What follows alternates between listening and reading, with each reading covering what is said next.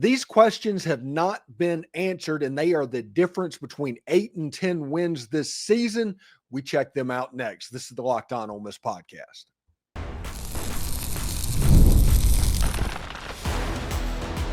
You are Locked On Ole Miss, your daily podcast on the Ole Miss Rebels. Part of the Locked On Podcast Network, your team every day. Welcome to the Locked On Ole Miss podcast, the most watched Ole Miss podcast around. I am your host, Steven Willis, a 10-year veteran member of the national media with Yahoo Sports and a former Ole Miss staff member as well.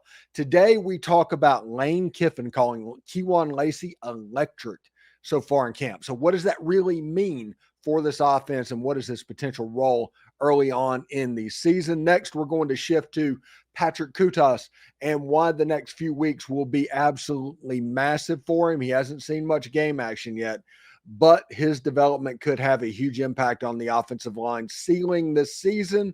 We start, though, with a couple of unanswered questions that are still hanging over the Ole Miss football team after the first few weeks of camp. What needs to be settled before the season kicks off?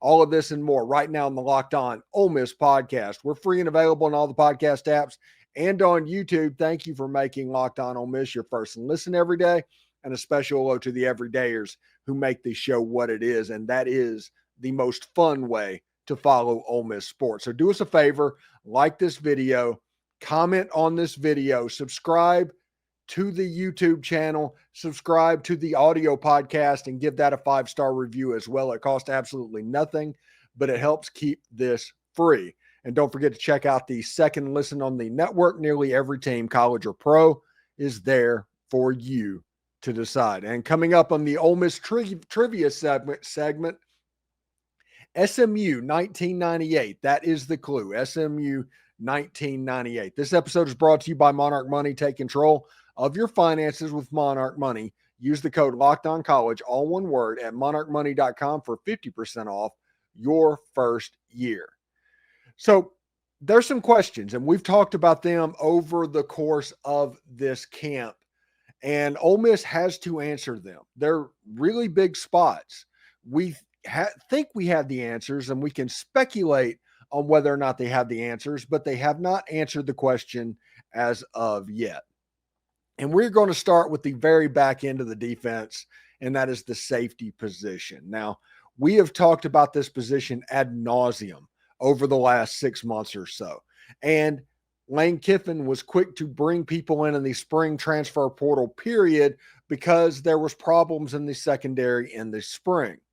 It happens. It's the way things are going to be, especially when 3 wide receivers on your roster are Bednarik watch list members, and 2 members are Mackey watch list members. The running backs are electric.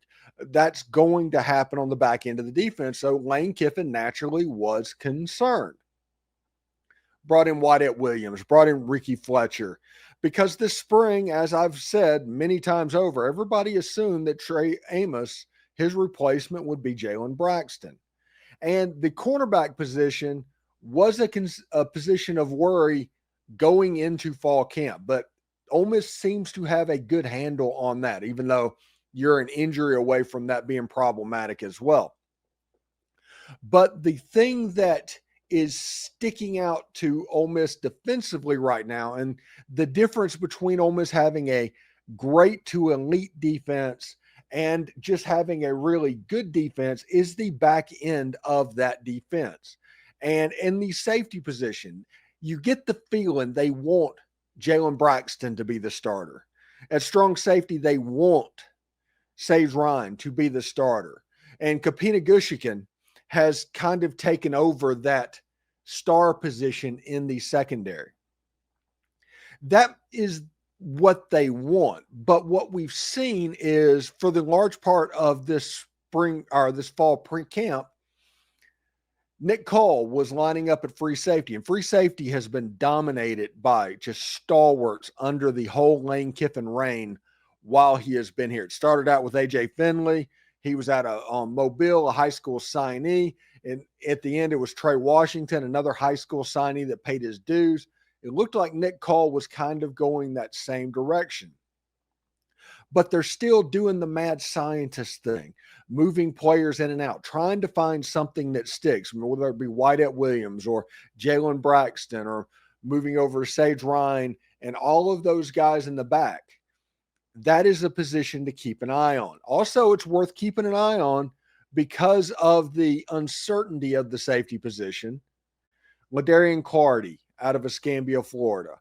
Keon Young out of Lakeland, Florida.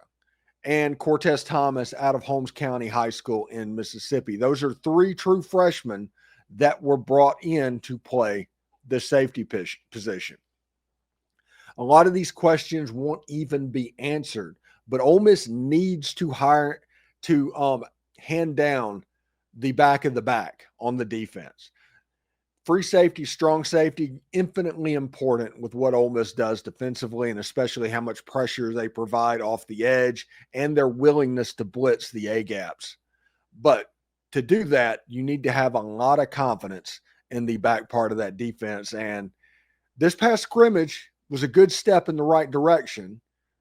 Defense won the day, and a lot of that had to do with the back end of that defense being pretty good.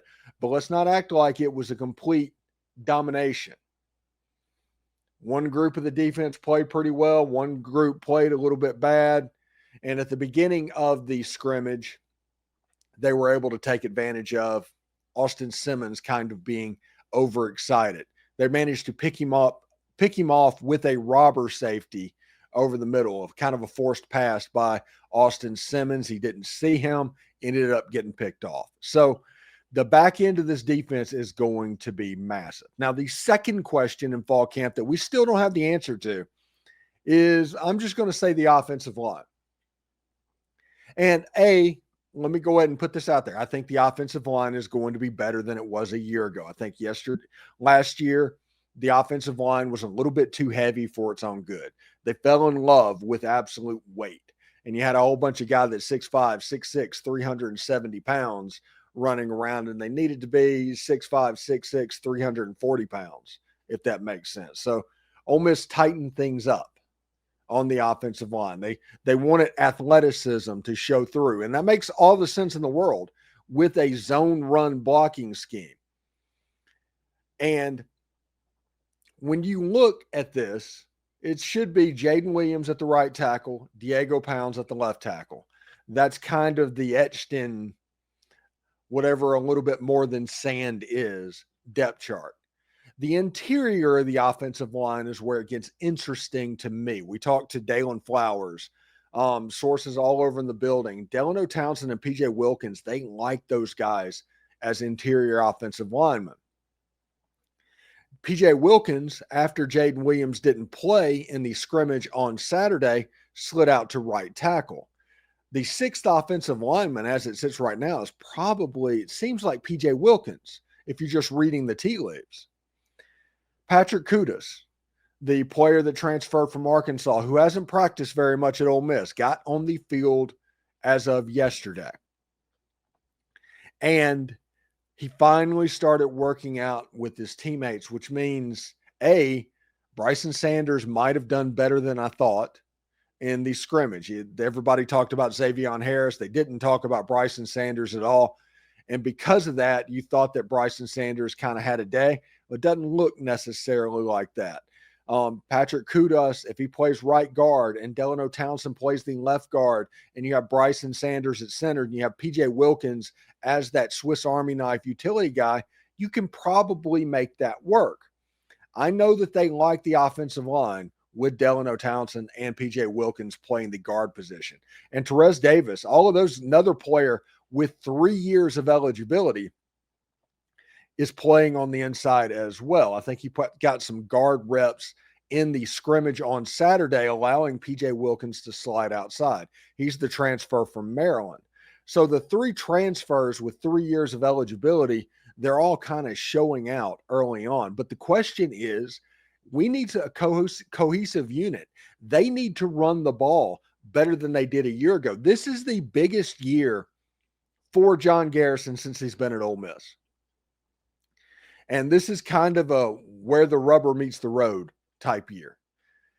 They've slimmed down, obviously. They're going for more athleticism, obviously. the interior of that offensive line, when they know you are going to run on 3rd and 1, can you get the first down? If you can get that first down when they know you're going to run the ball on 3rd and 1, we're going to be fine. Everybody's going to be all right. But if you struggle like you did a year ago, that's problematic for the offensive line. That's problematic for John Garrison. And honestly, that's problematic for the Ole Miss football team. Running the ball is absolutely massive, and stopping the explosive passes on the back end of that defense will be absolutely massive as well.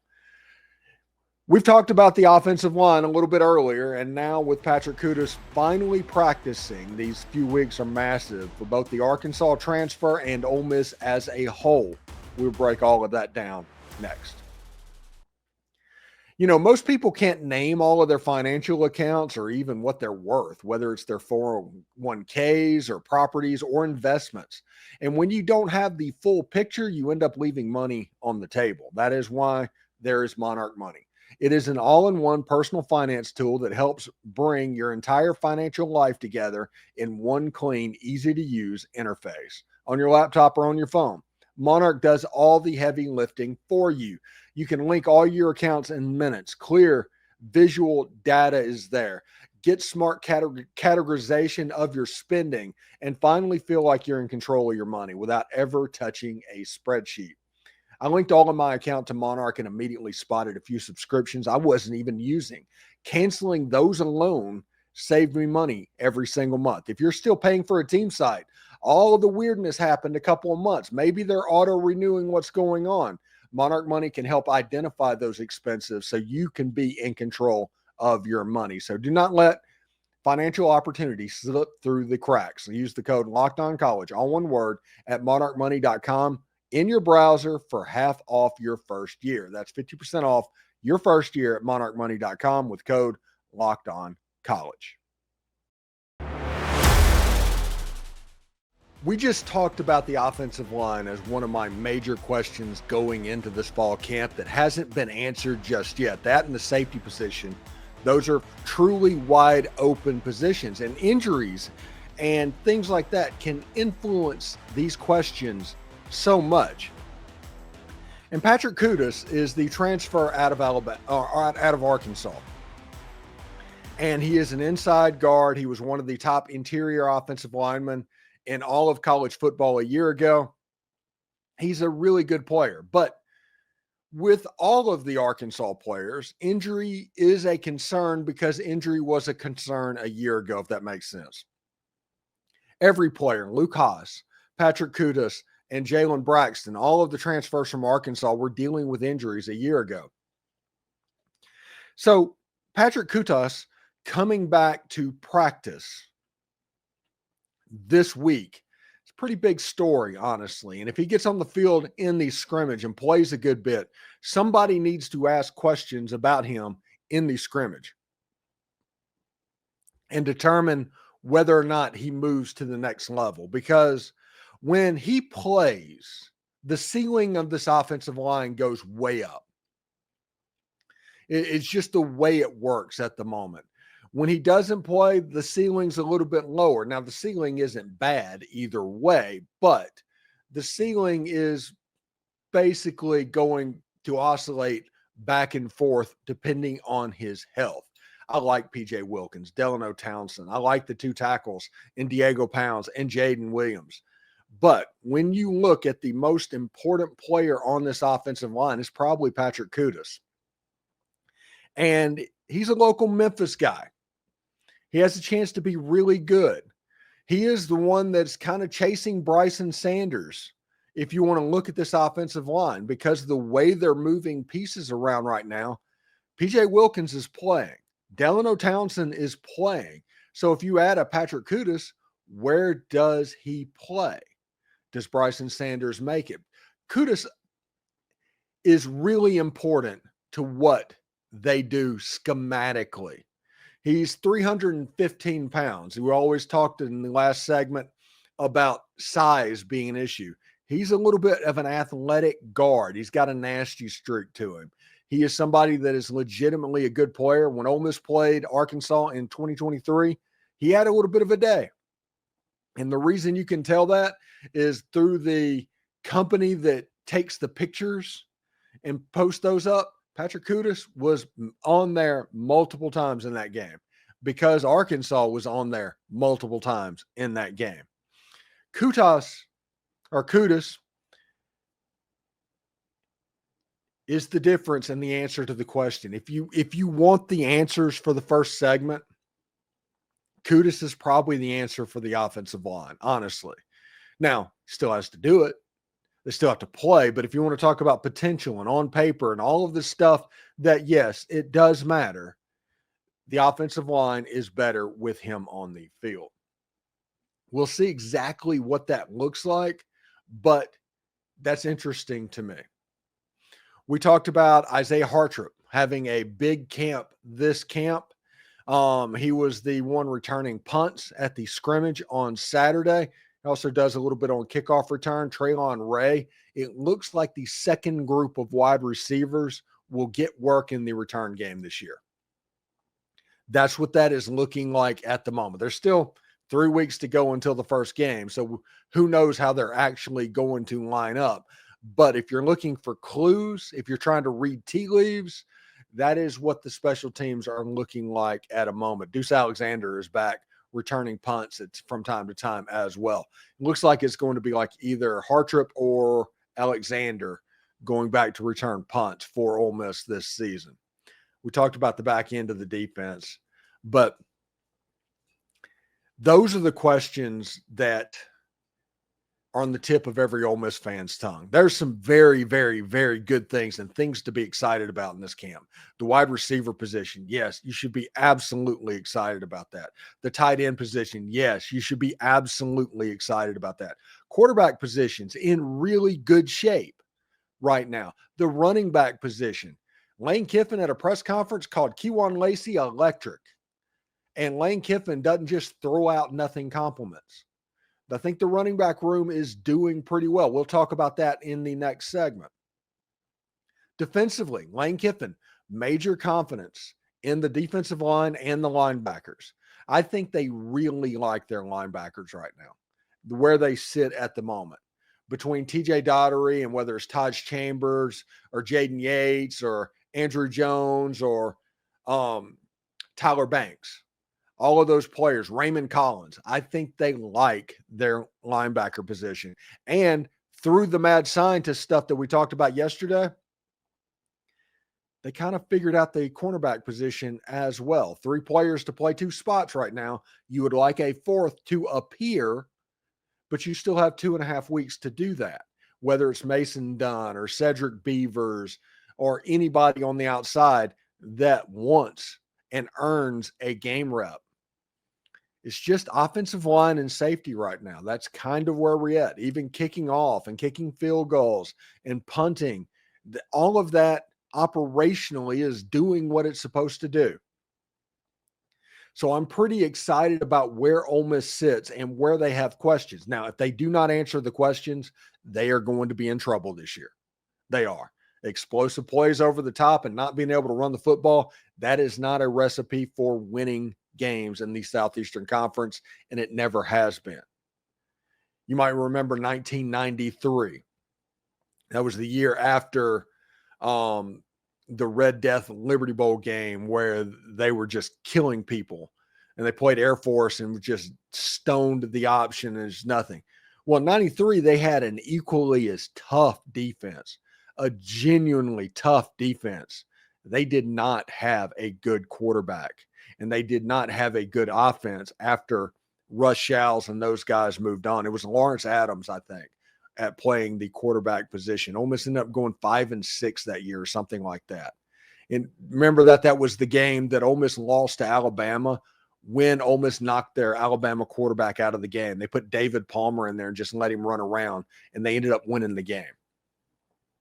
The point is, if there are weaknesses, real weaknesses, other teams are going to be able to figure that out and exploit it. So it should be pretty good. Anyway, if you're watching the Netflix documentary Any Giving Saturday, yours truly made an appearance on that in episode 4, about the 22-minute mark. pretty excited about that. It's kind of a hard deal to have somebody that you are not covering in any way, shape, or form. You're talking about a player on a documentary for that player and for that team. So it should be pretty interesting. Any Given Saturday is pretty good documentary, if we're going to be completely honest. I think it was 4 teams in the SEC: Auburn, Vandy, South Carolina, and LSU, maybe Florida as well. We'll see exactly how that goes. I'm pretty excited right now just talking about it. Anyway, when we come back in our final segment, Lane Kiffin says that Kewan Lacy has been electric this fall camp. So let's talk about the Ole Miss running backs next.